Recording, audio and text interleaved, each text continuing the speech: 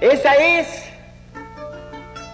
la fuerza vital de un movimiento, de un gran salto previsor de imaginación creadora a lo que tenía que venir y tendrá que venir para nuestra América, y lo digo aquí en esta noche histórica también, cuando la integración de nuestros pueblos se cumpla, a despecho de todos los que nos han perseguido en nombre de un nacionalismo malentendido.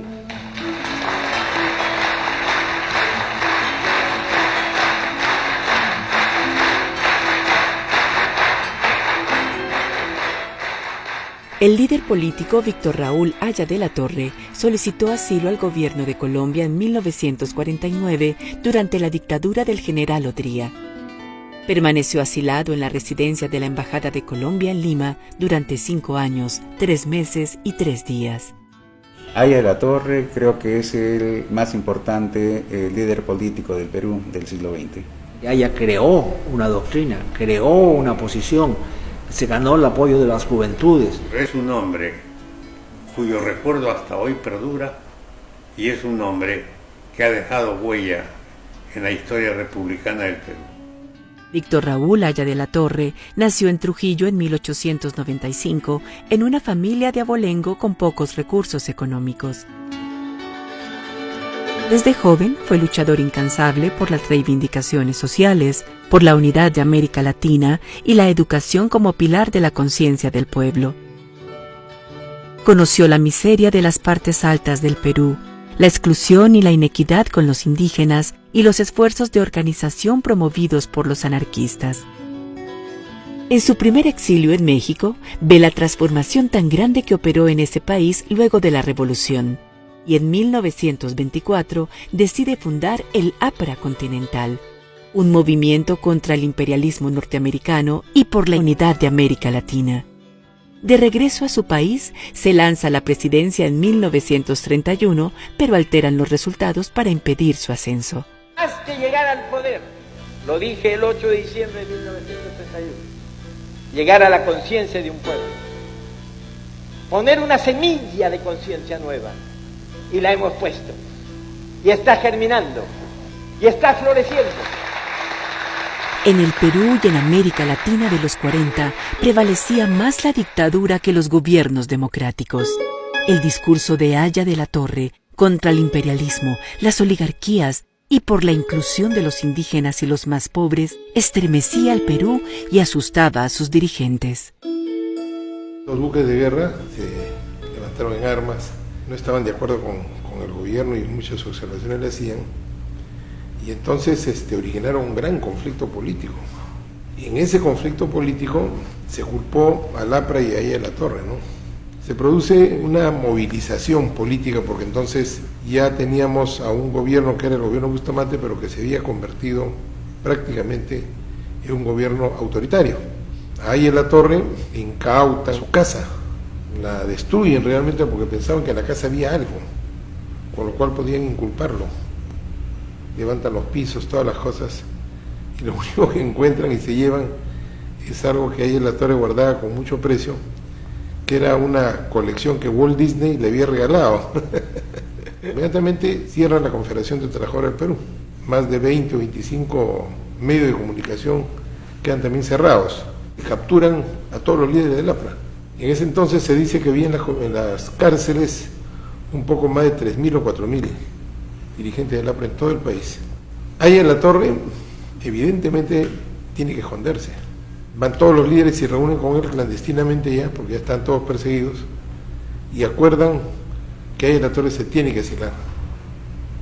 Y lógicamente él tenía que escoger, y él escogió Colombia.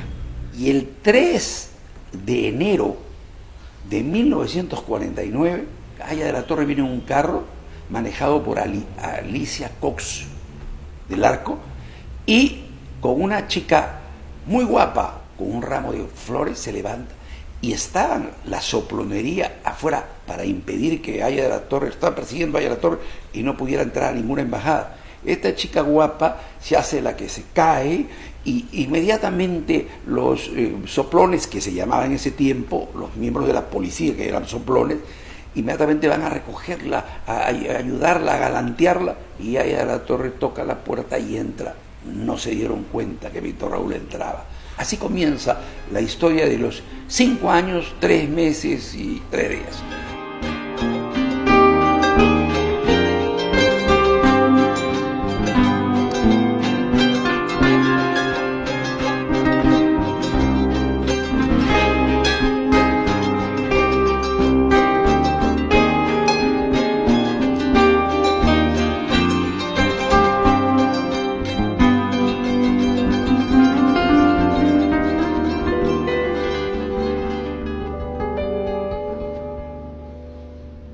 Entonces Víctor Raúl vino acá, las señoras se fueron y esperó la llegada del embajador Echeverri Cortés, que se encontraba en el Club Nacional.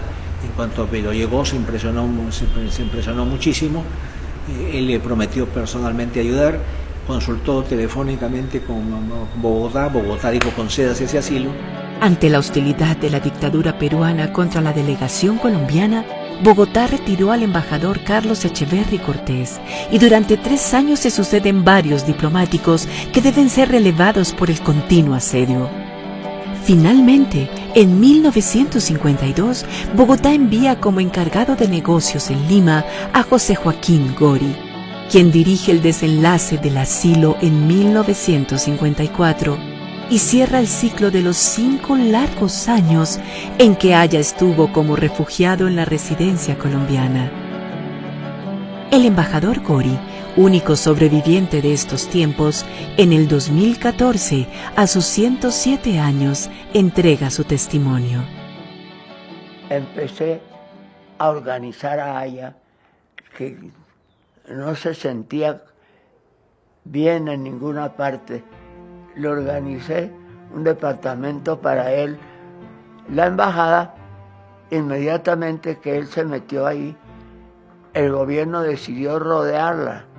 Mandó no sé cuántas gentes de tropa para rodear la embajada por todos lados, con fusiles y ametralladoras y motocicletas.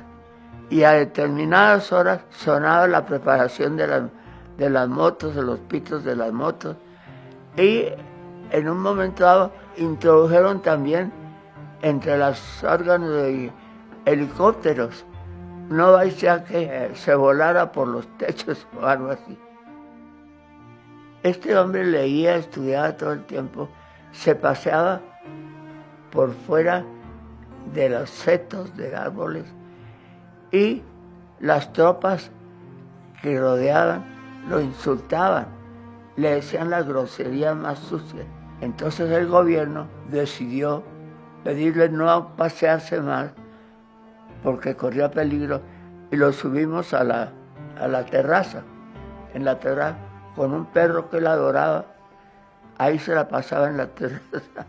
De vez en cuando se filtraba algún pariente, algún amigo, etcétera, que conversaba con Aya, pero la actitud de no tener acceso ni a la prensa ni a otros medios era una cosa hermética. Quien pretendiera hacerlo se exponía muchísimo. A él le preocupaba mucho cuando él estaba acá el aspecto económico. Él se sentía, después de tanto tiempo, se sentía como una carga y no quería hacerlo, trataba de ver cómo aportar, claro, cosa que no le era fácil a él personalmente estando encerrado, pero no generaba ingresos. Pero él contaba que, por ejemplo, cuando iba la señora de la casa, la empleada de la casa al mercado a comprar los víveres, la gente de los puestos del mercado le daban, porque ya la conocían a usted de la embajada, para el señor ahí de la torre, y le ponían gratuitamente todo tipo de víveres, ¿no? Entonces es curioso ver esa solidaridad de la gente, ¿no? que se expresaba en regalarle las cosas para la comida, ¿no? Y un momento dramático de su vida aquí, cuando la dictadura hizo zanjas, fosos alrededor de la embajada, argumentando que estaban poniendo cables telefónicos y ampliando la avenida, molestando tanto a la familia de la embajada. Una noche se anunció que sería asaltada la embajada por la policía y el ejército. Y él salió por la puerta principal y encontró al coronel Duarte, agregado militar colombiano, con una pequeña metralleta. Él me decía, tenía una pistola ametralladora. Y le preguntó qué pasa, y Duarte le dijo, es que tenemos información que esta noche asaltan la embajada y estamos aquí con los empleados con unos revólveres para defendernos. Tenemos que defenderlos. Y Víctor Raúl, fue el momento más dramático de sus 5 años aquí. Subió al cuarto y él me lo dijo. En el momento que asaltaran la embajada, yo me quitaba la vida porque no podía convertirme en un tema de conflicto internacional para Colombia y el Perú.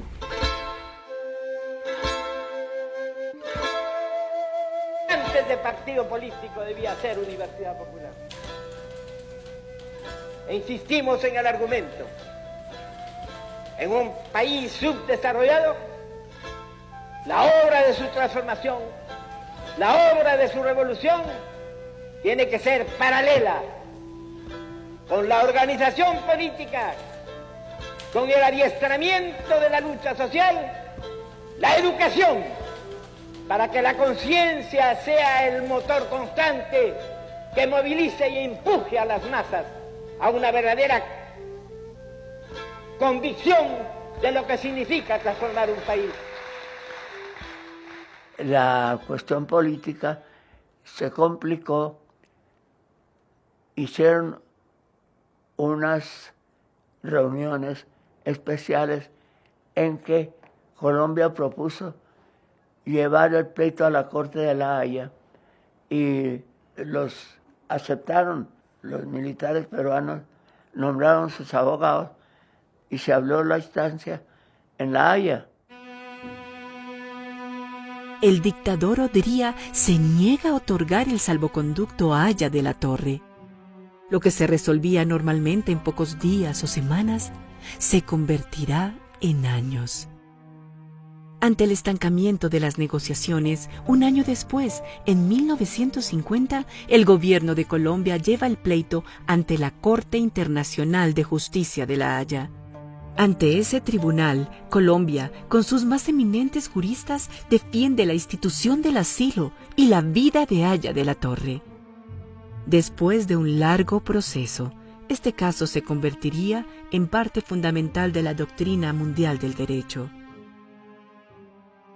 Expidió 2 sentencias respecto al tema, diciendo de manera incompleta que el asilo debía cesar, pero que el Haya de la Torre no debía ser entregado a las autoridades peruanas. Entonces esa contradicción, debe cesar pero no debe ser entregado, esa incongruencia determinó que el asunto tuviese una polémica inacabable, hasta que Colombia pidió una segunda definición en una sentencia en que se reiteró sobre la necesidad, la urgencia jurídica de que el asilo cesase. Vino una situación en que todos los países latinoamericanos tomaron una posición sumamente firme, en cuya virtud se llegó a una especie de transacción, digamos. Haya la Torre sería formalmente, entre comillas, entregado a las autoridades peruanas, pero haciendo una declaración, y enseguida partía Víctor Raúl al exilio.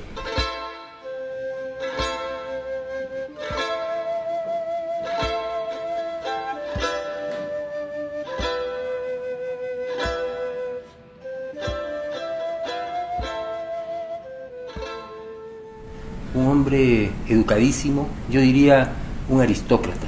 Aristócrata en el sentido más amplio de la palabra, la gente educada, la gente refinada. Él tenía pues la idea de que había que dividir el día en 8 horas. 8 horas para descansar, las 8 para estudiar y las 8 para trabajar. El lunes había la reunión de todos los comités distritales. El martes había escuela de dirigentes, el miércoles comité ejecutivo nacional, el jueves coloquios, los coloquios que hacía él con el pueblo, y ahí iba cualquier cantidad de gente, lleno. El viernes reunión que teníamos que salir nosotros a los comités distritales de todo Lima, el sábado parlamento universitario, y el domingo había que estar con Haya de la Torre, es decir, invitarte, cantando, conversando de filosofía, escuchándolo al maestro. Y yo lo he visto, por ejemplo, sacar de su billetera sus billetitos y en cada billete poner de su puño y letra, poner APRA. Él decía, nadie rompe un billete, alguien va a ver APRA. Y recuerdo que cuando un compañero, como veía aquel en las noches, escribía sobre cada billetito APRA, fue y le consiguió un tampón, ¿no? Y un sello, APRA. Y fue y se lo llevó. Y dijo, jefe, para que no esté. No, le dijo. Eso, el sello y el tampón, es algo mecánico. En cambio, este es espontáneo. Si la Torre Viver hoy día tendría pues Facebook, Twitter, todo, ¿no? Estaría completamente conectado a través de las redes, porque él mandaba cartas a montones. Usaba a veces seudónimos, otras ponían nombre propio, en fin, pero su acción era siempre comunicar. Si con ese método de comunicación creó el movimiento nacional e internacional que logró forjar, imagínense cómo sería si hoy día tuviera los instrumentos que tiene. Él decía, muy bien, justicia y libertad, pan con libertad, pero primero la libertad para poder exigir el pan, la libertad. Y hay una frase muy hermosa que se vincula a esta casa, cuando él dijo, yo perdí la libertad, la perdí con carceleros hostiles en la penitenciaría de Lima el año 1933. La perdí con asilantes generosos en la Embajada de Colombia del 49 al 54. Pero perdí la libertad.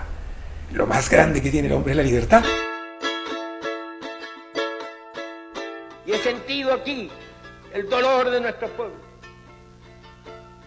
sus anhelos recónditos,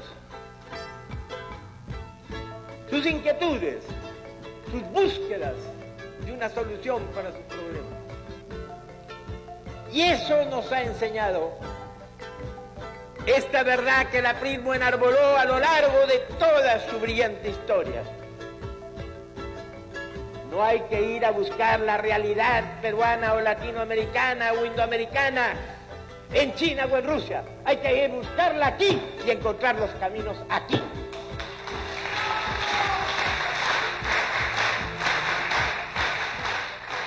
Supo enfrentarse a esta influencia europea omnipresente en nuestro cerebro y creó una concepción política distinta. Al partido de una sola clase obrera europeo le opuso el partido del Frente Único que incluía a las clases medias. Al concepto de terminar con la burguesía le opuso un concepto nuevo que era luchar contra el imperialismo, y eso fue lo que le dio enorme resonancia continental. Y además dedicó su vida a la educación como instrumento de riqueza, de igualdad para los más humildes. El año 31 no había Ministerio de Educación y ahí la Torre lo propuso para que existiera. Y si vota la mujer, si el joven puede votar a los 18, si existe el pasaje universitario, si hay gratuidad de la enseñanza, se lo debemos ahí a la Torre. Él planteó eso. Es más, él el año 21 plantea el Día del Árbol, cuando todavía no había visión de lo que podía ser el deterioro del medio ambiente.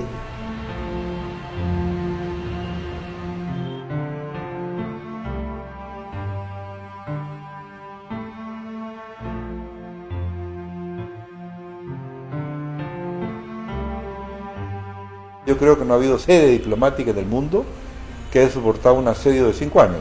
No conozco. 5 años, ¿no? Yo he sido embajador y sé lo que es cuando a uno le rodean la embajada. En París tuve algunas experiencias con Sendero Luminoso, gente que se acercaba, ¿no? Pero eran lapsos muy cortos, ¿no? Y la familia estaba muy angustiada, ¿no? Ahora, yo me imagino lo que ha significado para el embajador Gori estar en esta casa durante 5 años o 4 años, el lapso que les tocó, rodeados por la policía, con bocinazos y con luces. Entonces no fue fácil. Por eso es que fue una proeza diplomática, no solamente fue una proeza jurídica. Entonces fue muy fuerte. Ustedes los colombianos no se imaginan lo fuerte que es y qué profundamente grabado está esto de allá de la Torre en nuestro recuerdo, ¿no? En nuestras vidas, ¿no? Eso no se va a borrar tan fácilmente.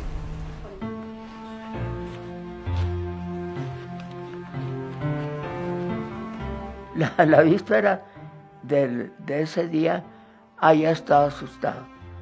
A mí me nombraron un asesor, un embajador. Y me decía bueno, ¿qué vamos a hacer? Aya se nos va a asustar. Cuando le digamos que lo vamos a entregar, se va a aterrar, porque sabe que se lo llevan y le sacan los ojos. Y hablamos con él y le dijimos, mire, todo depende de que usted sea valeroso y no ponga resistencia. Cumpla, Colombia lo está protegiendo a usted dentro y fuera de la embajada y afuera también. Le doy mi palabra. Dijo, está muy bien, está muy bien. Entonces se combinó el día y nombraron 2 embajadores latinos y 2 de otra clase. Y entre los 4 acordaron la salida. Hicieron una especie de comedia. Un desfile de automóviles venía desde lejos, manejando muy despacio, hasta que casi se paraba frente a la embajada. Y cuando salió frente a la embajada, le digo, ya, corra, doctor. Le pusimos $5,000, entró el bolsillo, corra. Y llegó hasta la puerta y se nos devuelve desde allá. Ay, mencioné antes los dólares, se le había olvidado el saco con su dólar. Primero tenía por Colombia respeto inmenso y decía siempre, acuérdense que Colombia, gobiernos liberales, gobiernos conservadores e inclusive una dictadura militar defendieron el derecho sagrado del asilo. Colombia lo creó para toda América Latina. Aya de la Torre sale rumbo a México y luego se instala en Europa, donde vive hasta su regreso a Perú para lanzarse como candidato presidencial en 1962. Comicios en los que sale vencedor, pero los militares dan un golpe y declaran nulas las elecciones. Aya de la Torre nunca gobernó al Perú. Sin embargo, su figura, pensamiento y obra continúan presentes en la vida peruana de hoy. Muere a los 84 años en Lima, luego de presidir la Asamblea Constituyente de 1979. Y hay que luchar por los sueños, porque también los que viven largo, y este testimonio lo puedo dar yo, sabemos que a veces los que se consideraron sueños se convierten en realidad.